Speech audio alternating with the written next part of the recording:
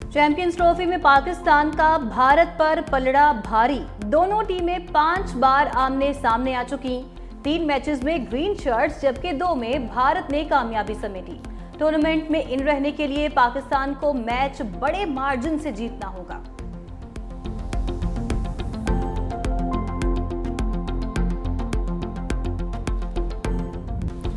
Aqib Javed, Bharat match को pressure game करार दे दिया।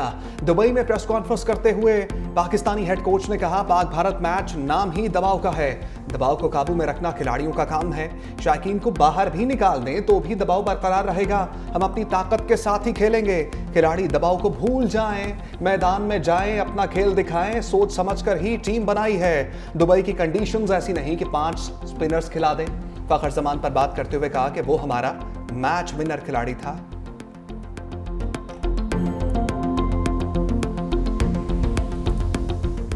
भारतीय बल्लेबाज शुभमन गिल की नजरें भी बड़े मुकाबले पर जम गईं। दुबई में प्रेस कॉन्फ्रेंस करते हुए कहा, पाक भारत मैच से हमें कोई फर्क नहीं पड़ता।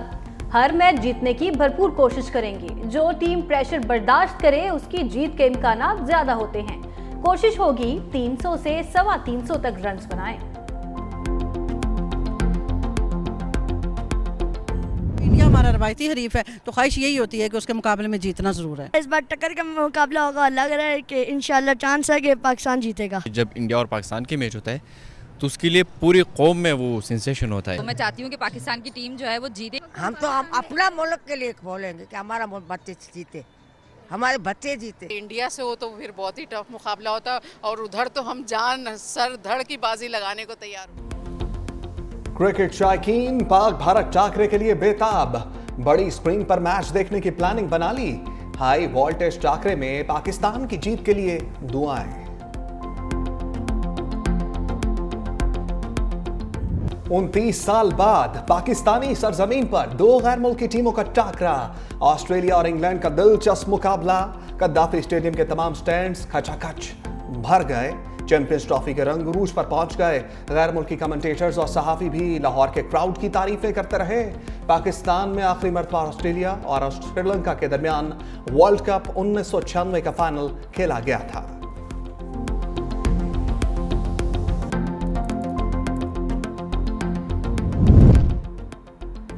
आईसीसी चैंपियंस ट्रॉफी में आईसीसी के ब्लंडर जारी। ऑस्ट्रेलिया और इंग्लैंड के मैच में भारत का तराना चल गया। पीसीबी का आईसीसी से शदीद एहतजाज। मुतालबा किया संगीन गलती पर आईसीसी वजाहत पेश करे। इससे कबल भारत बांग्लादेश के दुबई मैच में आईसीसी लोगों में पाकिस्तान का नाम शामिल नहीं किया गया था।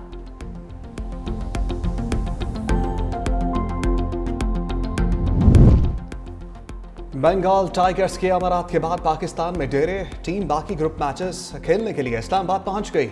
बांग्लादेश अपना अगला मैच 24 फरवरी को न्यूजीलैंड के खिलाफ रावलपिंडी में खेलेगा। 27 फरवरी को पाकिस्तान के खिलाफ मैच भी इसी ग्राउंड पर होगा।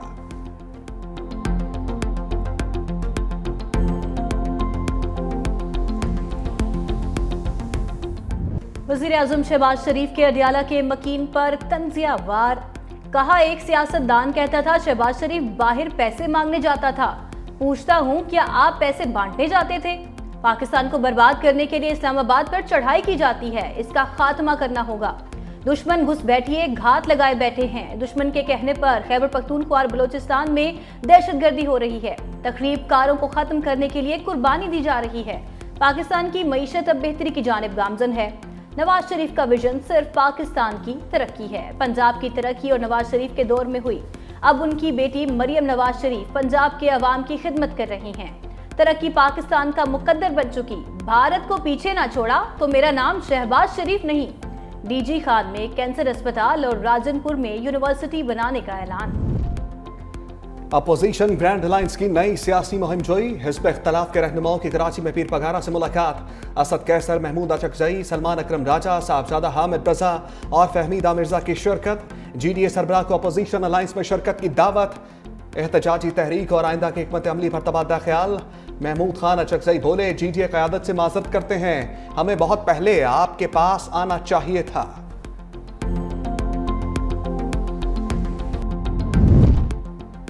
अपोजिशन इत्तेहाद में तोसी पर हुकूमती इत्तेहाद भी मुतहरिक। सदर आसिफ अली जरदारी 3 रोजा दौरे पर लाहौर पहुंच गए। वज़ीर आज़म शहबाज शरीफ से अहम मुलाकातें मुतवक्के। मुल्क की सियासी सूरत हाल पर तबादला ख्याल किया जाएगा। ज़राए के मुताबिक मुलाकात के दौरान हुक्मरान इत्तेहाद के दरमियान पावर शेयरिंग फार्मूला और दीगर सियासी सूरत हाल पर भी गौर होगा।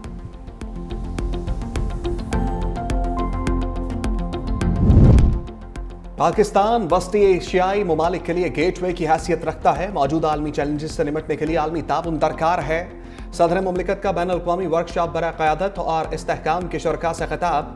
कहा मुश्तरका तरक्की और खुशहाली के लिए वस्ती एशियाई ममालिक गवादर बंदरगाह से मुस्तफ़ीद हो सकते हैं। जामे और पायदार तरक्की के लिए ममालिक के दरमियान ताउन के फ़रोग़ की ज़रूरत है। क़यादत की जिम्मेदारी है कि वो ताउन के मौक़े पैदा करें।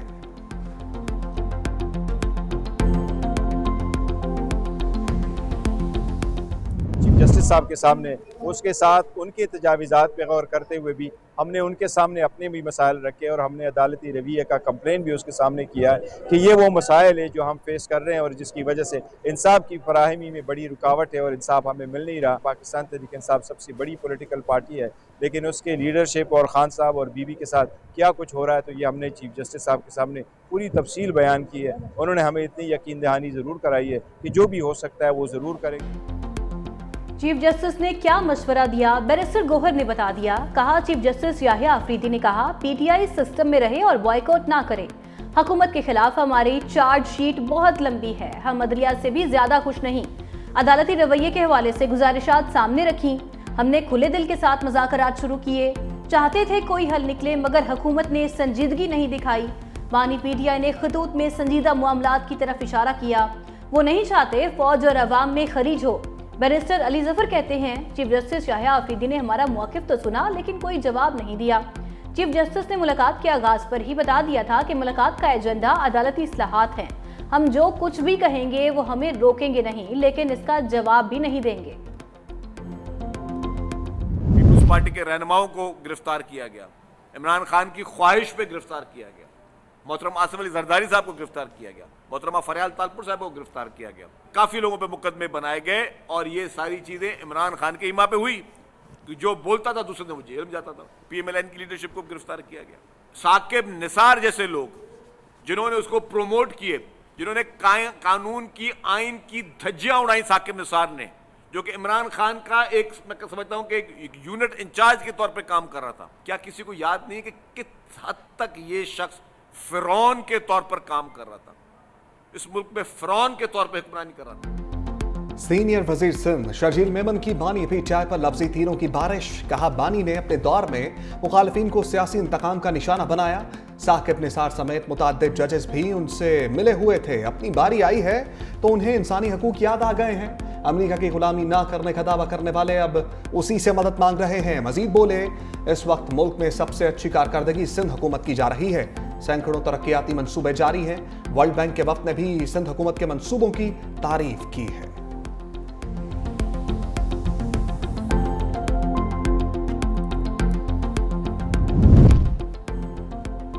पीटीआई चाहती है बानी जेल में ही रहें, फैसल वावदा का दावा।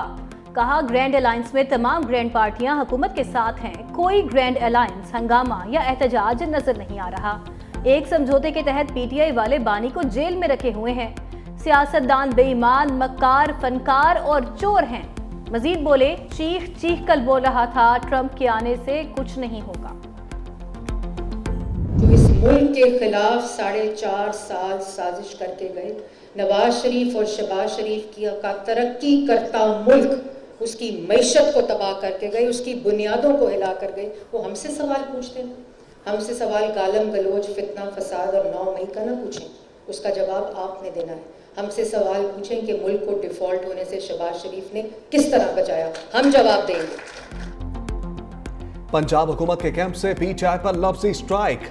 सीनियर वजीर मरियम औरंगजेब कहती हैं 4.5 साल तक इंतशारी टोले ने मईशत का बेड़ा गर्क किया। मुल्क को तबाह करने वाले आज हमसे सवाल पूछ रहे हैं। हम फितना और फसाद की सियासत पर यकीन नहीं रखते। हमसे गाली गलोच का नहीं, मईशत की तरक्की का पूछें।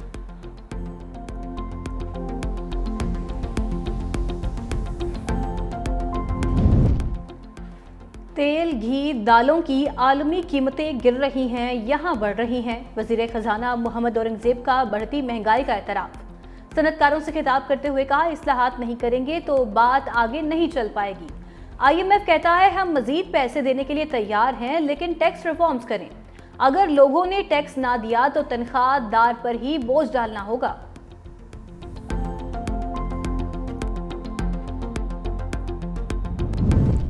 सिंध हुकूमत और टोरंटो मेट्रोपॉलिटन यूनिवर्सिटी के दरमियान तालीमी शराकतदारी बढ़ाने पर इत्तफाक।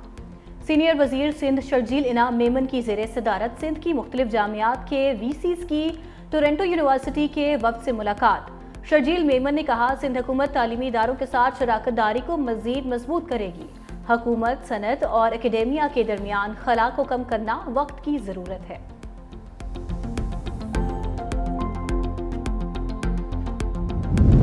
ट्रंप का अमेरिकी इस्टेब्लिशमेंट पर बड़ा वार, एक ही झटके में कई आला अफसर ओहदों से फारिग। Chairman joint chief of staff general Charles brown की छुट्टी, एयरफोर्स के रिटायर्ड लेफ्टिनेंट जनरल जेन राजियन केन नए जॉइंट चीफ ऑफ स्टाफ मुकर्रर। अमरीकी सदर की वज़ीर दिफा को फौज में 5 आला ओहदों पर नामजदगियों की भी हदायत। अमरीकी नेवी की पहली खातून चीफ और एयर फोर्स के नायब को घर भेज दिया। पेंटागन से 5000 अफराद को निकालने का भी फैसला। जैक ब्रांच में बड़ी तब्दीलियों के लिए नामजदगियां तलब। दिफाई बजट में $50 अरब की कमी करने का इंदिया। ट्रंप ने गुज़श्ता इंतखाबात में एस्टैब्लिशमेंट पर जो बाइडन को जितवाने का इल्जाम आयद किया था।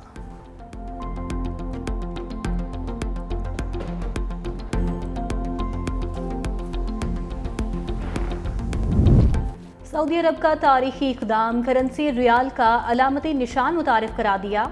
खादिम हरमैन शरीफैन शाह सलमान बिन अब्दुल अजीज ने मंजूरी दे दी। निशान को अरबी खताती से माखज़ करके खूबसूरत डिजाइन में पेश किया गया है।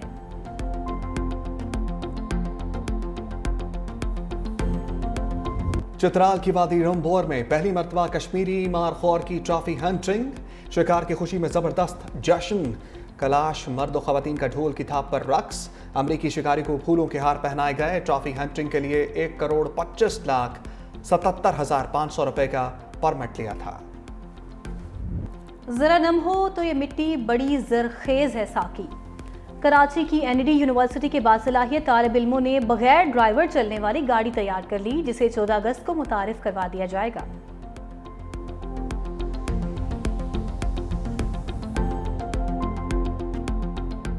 कुछ नहीं इसके सिवा जोश, हरीफों का कलाम, शोला मजाज, तरक्की पसंद शायर जोश मली आबादी की 43वीं बरसी। तहरीक आज़ादी में नुमाया किरदार अदा किया। इनकलाबी शायरी से तहरीक में नई रूह फूंकी। हर्फ व हकायत, तुलू फ़िक्र, महराह मज़राब नुमाया मजमूए कलाम में शामिल।